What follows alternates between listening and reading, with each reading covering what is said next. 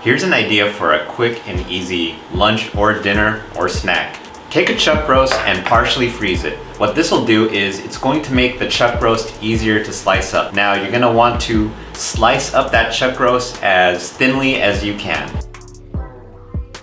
After that, take an onion and dice that thing up as finely as you want. Once your onion is all diced up, get your skillet to about medium-high heat and then saute your onions until they're just the way you like them.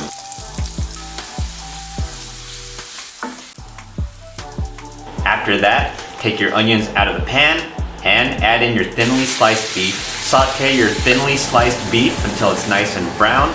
Mix your beef and onions up until they're well combined. Pour those into a bowl. Then take your hot pan, place a tortilla right in the pan, top it with some shredded provolone cheese. Top that with your meat and onions. Add another tortilla on top of the meat, onions, and cheese.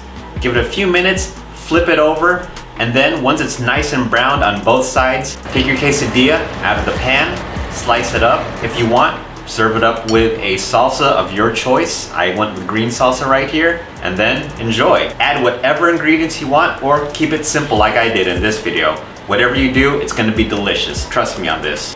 YFP out.